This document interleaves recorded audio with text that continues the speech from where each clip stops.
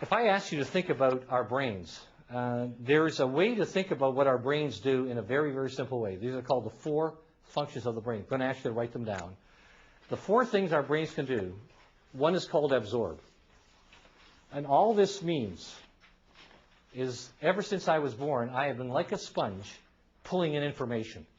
As a little kid, you kind of learn whatever you want to learn. Then you go to school, they throw stuff at you. But like a sponge, I've been able to absorb a lot of information. And the second thing is my brain can retain. This is our memory.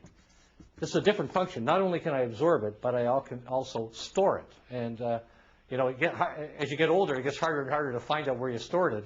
But it's stored up there. It's in there. Now, to this extent, our brain is like a computer. We're continually pumping in inputs, and we got billions of brain cells storing it, storing it, storing it. Now, unlike a computer, we can do numbers 3 and 4. The next one is called diverge. This is our ability to use our imagination to generate many, many, many new options from that information by whipping it around in many different combinations, like a kaleidoscope. When you whip a kaleidoscope around, you're making all the little bits and pieces come out in different patterns. And the bits and pieces in our brain is like the kaleidoscope is the knowledge. The last thing we can do is converge. And that's our ability to use our judgment.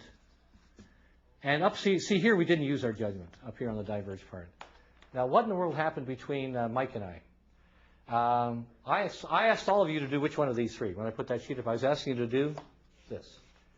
What was I doing? I wasn't doing this. I was doing this. So here we are. Mike and I are in the car. He's got his foot on the accelerator. I got my foot on the brake. We're both pressing down at the same time. We're not going anywhere.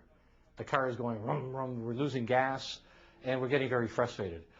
That's exactly what we were doing here. We were mixing diverge and converge. They were never designed to be mixed together. In engineering physics, you would get full marks if you explain it this way. You say, here's one person doing this, one person doing that, and what does it equal? It equals 0. Only it's worse than 0 because now we get bad feelings and people start looking to knock each other down. Very, very unproductive. Very unproductive. And so the third tool is one that we had as kids. It's to separate diverge from converge. Never do them together. And it's called deferral of judgment. So simple, but so out of our character that if you want to get to a point where we got adaptability going, you've got to be able to do this. And so simple. It simply says do them both, but done at the same time. And if you, in your booklet, if you turn the next page, you'll see a diagram that looks like this, which separates the 2 of them, pulls them apart. And I believe I might have that diagram up here. You also have the little diagram on your card. I've got this as a visual. Okay. It says, look, do the divergent portion first. No judgment. Do a little building. Tell the person what you like about the idea. Build it up. When you're ready, come on back and do the judgment. So on this side, no judgment. On this side, yes. But you go in that direction. 1, 2. You never do the same side. The middle part is deferral of judgment. Separate the 2. Separate the 2.